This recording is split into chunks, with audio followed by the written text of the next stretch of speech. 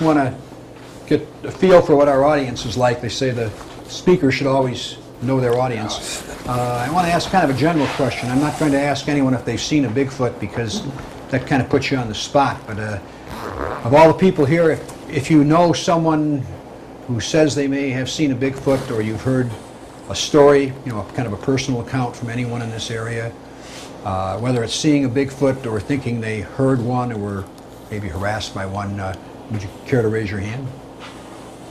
So we got Barry. Okay, so we're going to have to grill Barry later.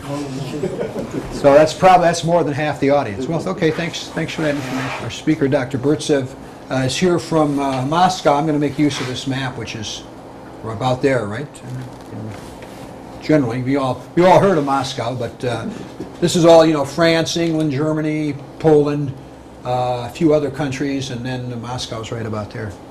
Taught himself English at one point, also speaks German.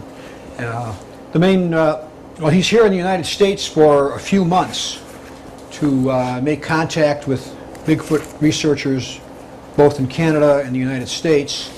And he's a few years older than I am, but he is great at tromping through the woods and the underbrush and up and down hills and looking for signs of Bigfoot. There's actually more signs of Bigfoot's presence than most people realize, and Dr. Burtsev has some very good slides that will show you some of that. The other reason he's here, he wants to make the point that sightings of Bigfoot-like creatures are not unique to Canada and the U.S. He's been doing this kind of work in Russia, Asia, Mongolia, many Eastern Europe since, was it 1965, I believe, and he's just written a book about some of those experiences. And he calls himself a hominologist.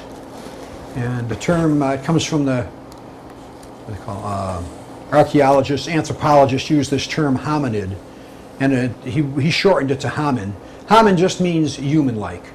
So that's the study of, for instance, if we all heard a Neanderthal man, if there was a Neanderthal man walking around today, we'd call him a homin or a hominid.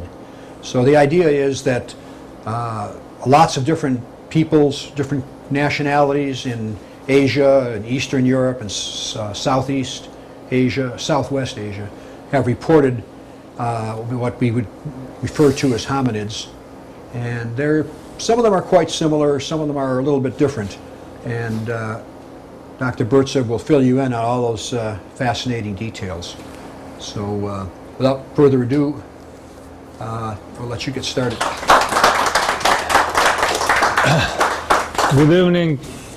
I'm happy to have this presentation and to explain you some about this problem, because for last before when I started to study this problem, it was 46 years ago, we thought that this creature is just animal, and we were hunting on it,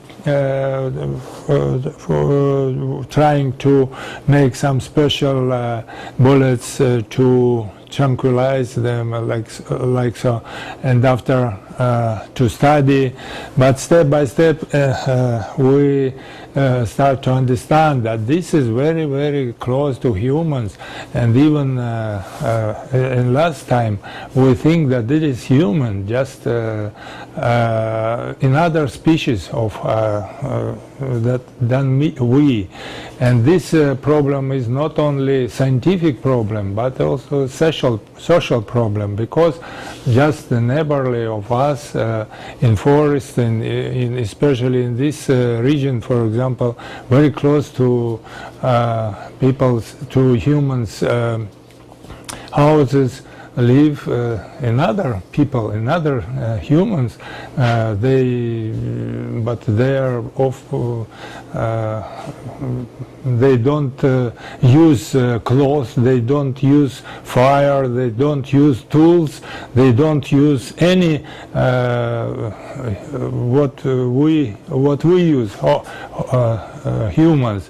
And anyway, they live, they survive, they continue their existence, and even they somehow they keep the order in the forest, and now it is much necessary. We are worried about our environment, but also it's necessary to worry about their environment, because their environment is our environment, and that is why I say this problem became a social problem, not only scientific problem, that choose to find, to discover new species of the animal. No, it is not such.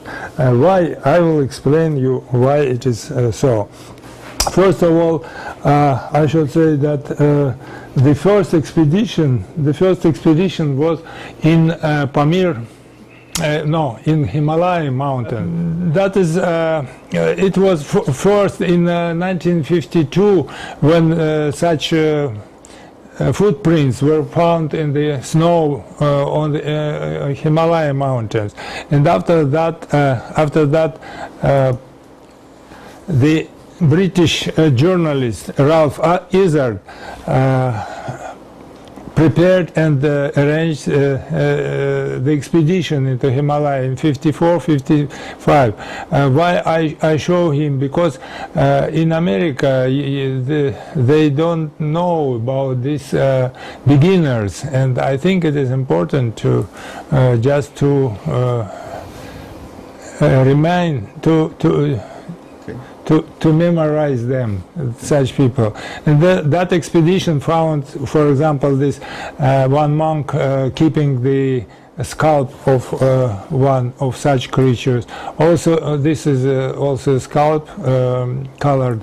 And this they found in one of the monastery in Himalayan such a hand, mummified hand, and at that time Soviet anthropologist Astanin wrote an article about this, that this hand belongs to some of ancient man, some kind of ancient man. And at that time they made such a reconstruction. The British anthropologist Vladimir Chernetsky made such a reconstruction of the outlook of such that creature, which called Yeti at that time. But after that, in the previous Soviet Union, appeared some articles about this and wild man. And this picture shows that they could not take this body or photograph. At that time there were no photo cameras, and that they just buried this body into the ice, in the pieces of ice, and went further to Kyrgyzia. Is you showed this? Yeah, I think it is better to turn this map so it's more consideration, which is now in borderline of modern borderline. This is part of Caucasus. Here the Caucasus Mountains, and here is Ural Mountains, which divide Europe. This part is European part of Russia, and here is Asian part of Russia. This mountains, Ural divide this part. And before, in the Soviet Union were this Kazakhstan, Uzbekistan, Tajikistan, and Kyrgyzia, and also Turkmenia. There are Muslim republics here, 4 republics Muslim. And also Ukraine was in the Soviet Union, and some Caucasian republics like Georgia, Azerbaijan, and Armenia, 3 republics. But now Russia is separate. As it was said, I burned in Uzbekistan, in other republic. Now it is in other country. But I live in Moscow, and of course I feel that I'm Russian. And also this, what I said, Pamir mountains, they are in Tajikistan. And this footprint was found in Kyrgyzia. There are Atanshan mountains. And here is Mongolia, Mongolia close to our border, and China. China is more south. All this region are the region of the snowman, existing snowman. And this footprint, this was Professor Porshnev, Dr. Porshnev. He is what is founder of the hominology, because he collected these materials, encounters and the reports about meetings of eyewitnesses with this creature. And after he wrote a very thick book which is called The Present State of the Relict Hominoids. So he called. Also Zana Kaufman, another zoologist, Mashkovtsev. This is another case. It was during World War II. One military doctor, Karapetyan, in the Caucasus, here on the close to the Caspian Sea. On the they captured one hairy man, wild hairy man, and they did not know what is this, and they invited military doctor Karapetyan, it was in 1941, to determine what is this. But he just entered in the barn. It was winter, it was snow, it was frost, and he asked, why you keep this creature, this man in the barn, not in the house? They say he's sweating and smelling very badly. That is why we keep him here in the barn. And after he started to pull out the hairs from his body to check if it is maybe some kind of what is masquerade. Like this. Oh, like this costume, yes. But it was real hairs. After he noticed that there are lice around his face, but they are more big than humans' lice. You know, during the war, during that war, it was a problem of lies between soldiers, etc. That is why military doctor knew which kind of lies are on the humans.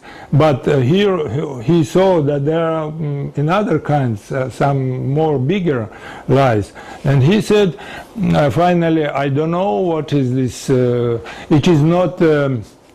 Deserter, it is not a spy, it is just a wild man. And he asked local people, there are another nationality, Dagestan is a Muslim, small Muslim republic in the Caucasus. He asked, what you will do with this creature? They said, there is a war time, what they order us, we shall do, or kill them, or let him go, we don't know, they said so. And finally we did not know what happened with this captured biped. And this is that military doctor Karapetyan, after several years, where he reported about this sighting, and I am speaking with him. You spoke to him directly? Yeah, yes, I spoke to him directly with this military doctor. That is my photo of together with him when I was younger. Wow.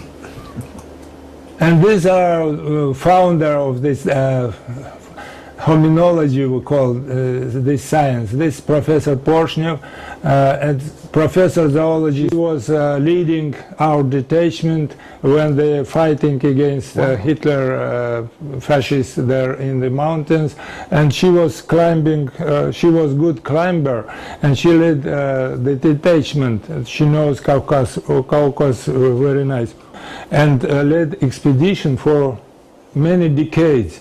And now she lives in Paris. She is 92, her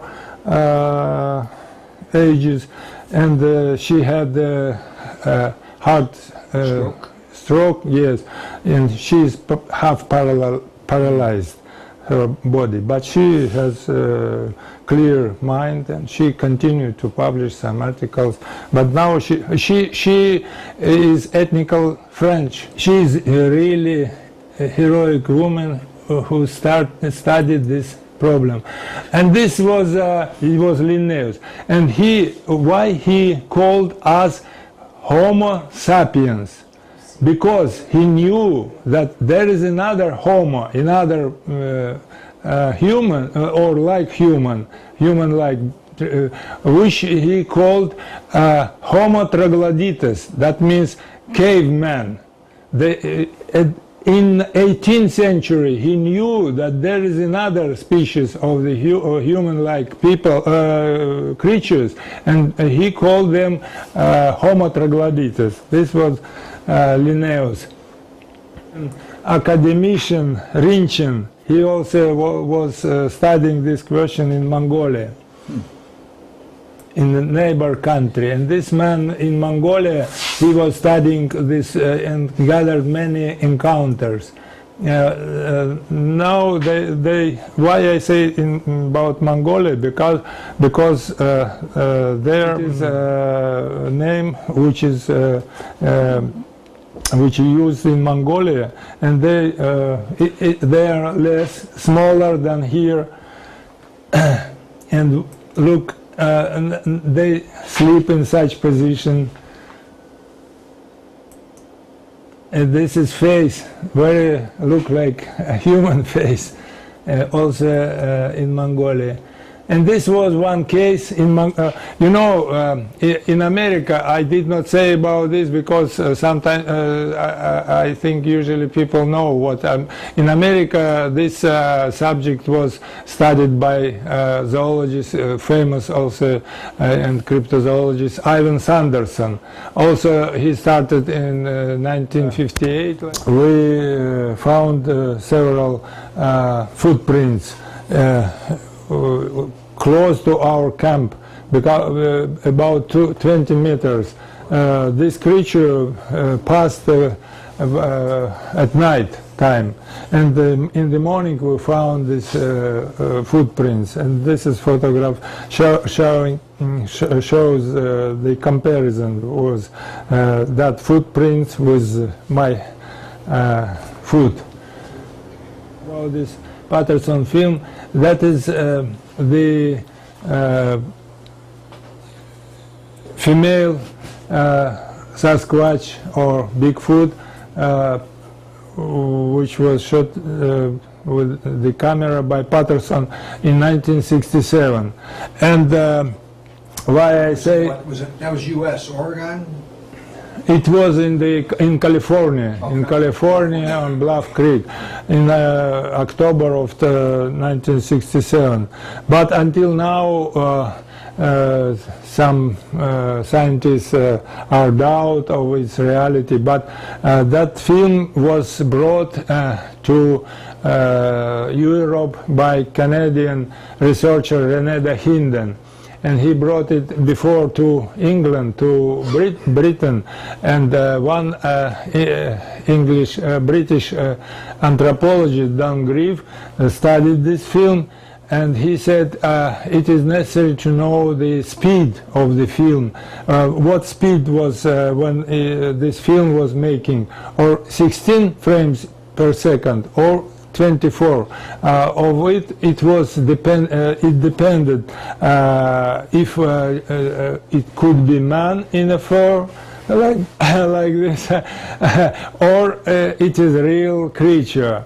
And after that, René brought this film into Moscow, and we started to study this film very attentively, because in United States it was rejected and nobody studied at that time. For 20 years they did not pay attention to this film. Smithsonian Institute rejected this film, just not seeing it, and that is why nobody here paid attention to this film. But in Russia, in Moscow, we studied very attentively this film. For example, I personally determined the speed with what of the camera when he was making. What you can see, this is the graph. What is this? I just measured when Patterson was shooting this creature. He was at the same time he was running and walking and standing on the. When he was running, he made steps and camera was shook. Sure. Yes, and that is why this graph shows this hesitation of the camera. And according to, it is long to explain, but according to this hesitation, we found that the speed of camera was 16 frames per second. If he could, if it was 24, that means Patterson should make 6 steps in a second. But it is impossible for man, because even sprinter champions, which is running 100 yards or 100 meters, they make only 5 steps per second, but nobody can make 6. And that is why we determined that this speed of camera. And that means the affirmation of English anthropologist was that this is a real film. But also, and this I show one picture of from this film.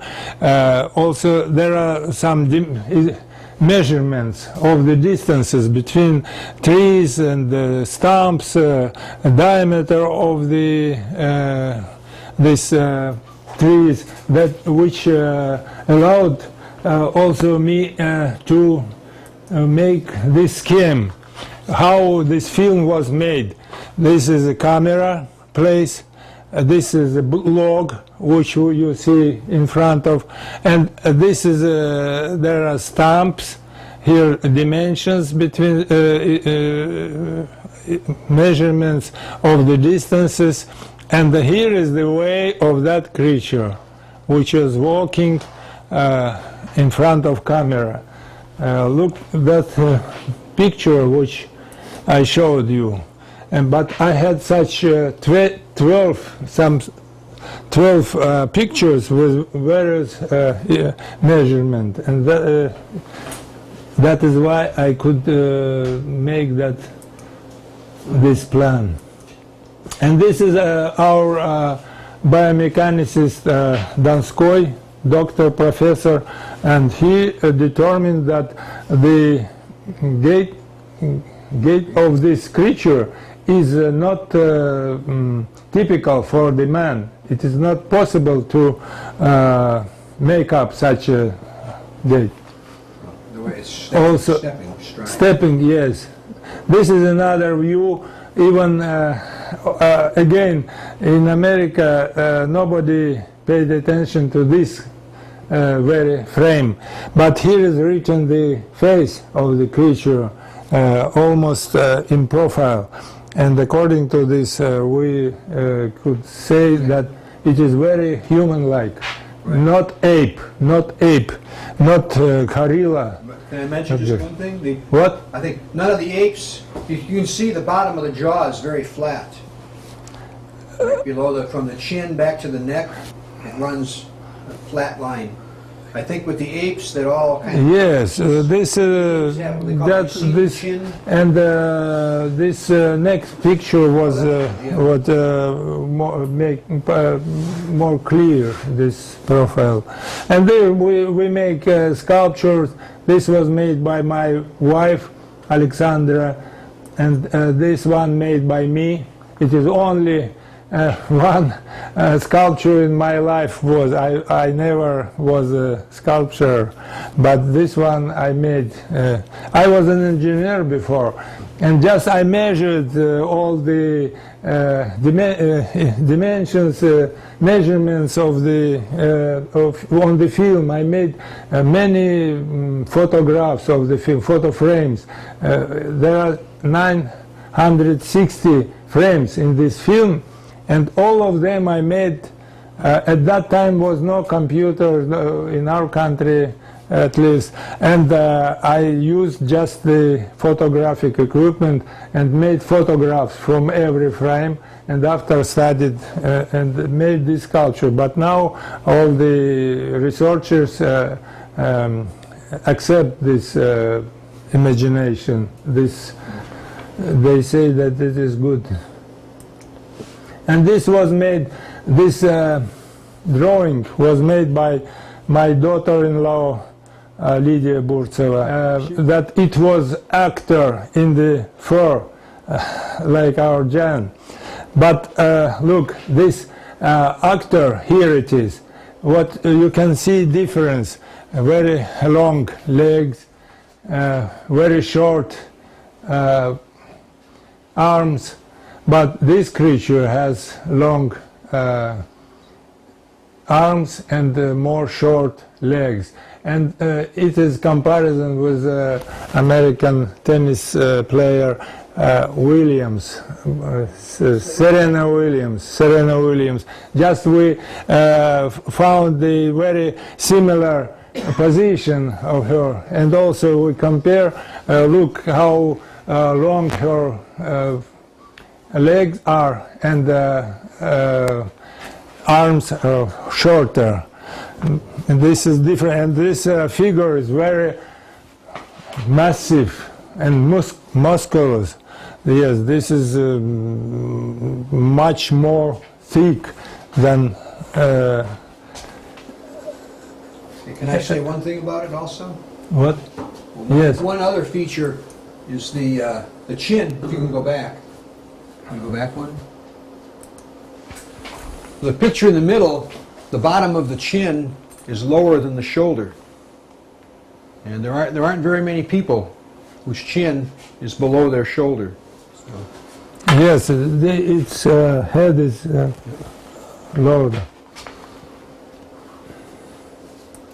And this is my daughter-in-law. She also, I requested her, and she made the portrait of that woman, wild woman, shot in this film. This is her portrait, what she made. It was such size.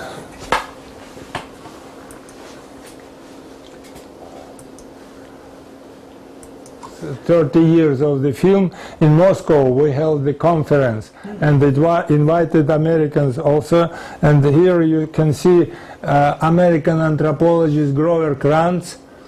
He is now late, and this is our professor Dr. Donskoy, and other, this is Zana Kaufman, and this is my wife, and in her house there were also bodies, but they are mysteriously escaped.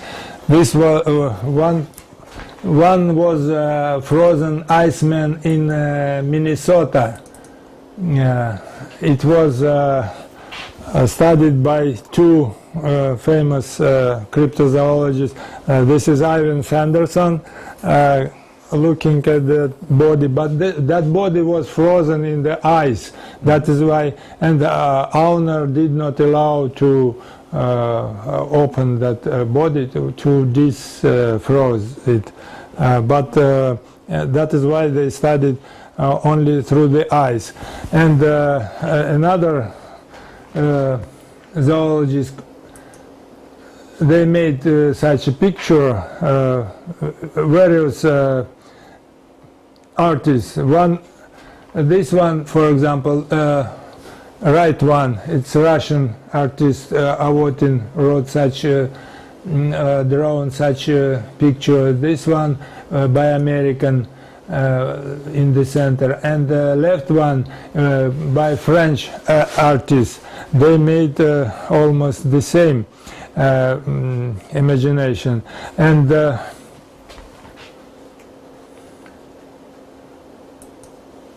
there are some dimensions, some measurements made by Sanderson, and this is a reconstruction by Alika Lindbergh, the wife of French zoologist Evelmans, and this is Evelmans with our Professor Porshnev, Dr. Porshnev. Okay, now can I ask one or two questions? That on that Minnesota Iceman, you showed dimensions. Was that 6 feet tall or 8 feet tall? Six with something, 6 feet, not very big. Okay. It was not huge, okay. And it had a broken arm, right, and wound into the chest and into his eye. Okay. This was made by the gun, like so, and it was a very long story. They did not find, and when the mass media published this article about this Iceman, after that this this is Frank Hansen? Frank Hansen was shown, but he was not owner. Owner was not known until now. Mm-hmm. Who owned this? Okay, can I don't know if how many of you heard about this? Was a carnival sideshow exhibit. This man would go around the country to carnivals, and you'd pay 50 cents or $1, and you get to walk through and just take a quick look. So these two scientists that Igor talked about, somehow they got permission to go to where he stored it in the winter, and they went inside the room with this block of ice, and it was kind of cloudy, but they looked and looked and looked, and that's so you see the best representation of what that thing looked like. And this is another Iceman. No, this one I really like. In France, it was in 1997. Also, they demonstrate, but this one big, 9 feet tall. 9 feet, yes, 9 feet tall, and it was not covered with ice, just open, but it was in very hard refrigerator. It is about more than minus. In Celsius it was 40 grade below zero. Minus 40 Celsius. Minus Wow. 40. In double glasses box, a big one. His length was, his height was 2.70 meters. That means 9 feet. Wow. Yes. 9 feet. And it was, and we have very clear photographs of this body. And again, look why you told about Iceman that, or about Patty from the Patterson, film, yeah, that her chin is lower than shoulder. You look why it is so, because this collarbone is like the V letter English. Mm-hmm. Right. It is not, we have this horizontal collarbone, but it has. And again, as article appeared in the mass media, this body escaped, and nobody knows even the real name of owners. They could not find. Can you go back one more time? Wow. This is profile. Yeah. Very interesting. Wow. And this is another case. A skull was found in Mongolia. in Mongolia, and it was sent to Polish anthropologists. This is Vyacheslav Plavinsky, who made the reconstruction on this skull. And when I was in Mongolia, they showed me the sculpture or reconstruction of the outlook of this creature. Now, was this like 100,000 years old, or was it No, newer? it was new. Oh. The story is such that hunters saw one body killed of the almas in the mountains, and they informed the Academy of Sciences. But at that time, our academy and their academy looked at our academy. They did not pay attention to this body. And after, because our Academy of Sciences also, since 1958, when the expedition was arranged and failed, they stopped the research academy. And even in our country, it was banned, not possible to publish materials about this. Even they say that, oh, snowman, it is CIA makeup. They want to attract the attention to our borderline. That is why they looking for snowmen in Himalayan, in Pamira mountains, etc. It was prohibited. Yes, we could not publish even material. It was just such article that snowman was makeup by CIA, American CIA. Yes, and that is why. Also this body, when hunters found the body, they informed the academician institution, but they did not do anything to bring this body and to study it. Only after 2-3 years, that researcher Damdin I showed before him, he himself went there to look for where is that body, but from that body only one skull remained. And he took that skull and they wanted to send it, academician, Mongolian academician, want to send to Russian anthropologist Gerasimov. He was very skilled in that reconstruction, but they refused. And that is why they sent to Poland. And Polish anthropologists agreed to make reconstruction, this one, it is for Poland. And after they had this reconstruction of almas. Oops. It was a grave in 18th century. In 18th century, in our country, in Abkhazia. Abkhazia is here on the Black Sea coast, one small autonomous republic. There is special nationality, not big, maybe about 100,000 people of such nationality there. And now this is a subject of a big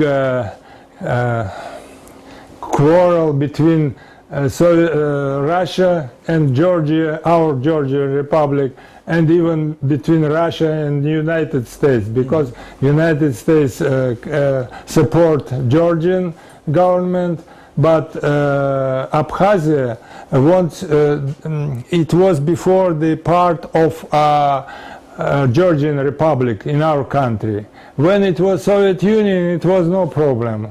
But when Georgia separated as a separate country, these Abkhaz people, they wanted to separate of Georgia and to combine with Russia. But Georgian government did not want, and they they caused the war at that time. In 1992, it was very severe clashes. They killed many Abkhazes, and anyway, finally, Georgians were expelled from Abkhazia. And now this Abkhazia is only separate, independent republic, but not recognized by majority of the country. Only two states recognize this: Russia and Guatemala. Other countries don't recognize this, Abkhazia, according to the description of the people, eyewitnesses. I met also with some eyewitnesses because in that region, there are many people who lived more than 100 years. And one of several such people, they explained me how she looked like. And it was one version that Zana was some of African type of woman. But they say, no, we know, we had some African type people. In our country we call them neggers, yes. But, or Arabs, they called Arabs. Under Peter the Great and later, but this was hairy woman, not African kind of woman. And after Dr. Porshnev was excavating this, tried to find the grave of Zana, to find the bones and to study them, but he was unsuccessful. And after Porshnev, I continued this work. He started in 1965, but I was in 1971. This photo shows me, I am on left, and on right is archaeologist Voronov, Dr. Voronov, Yuri Voronov. Later on, he became vice prime minister of that Republic of Abkhazia, which was unrecognized. And after, later on, the Georgian leaders, how do we say, some spies or who else, they killed him just in front of his apartment, his door.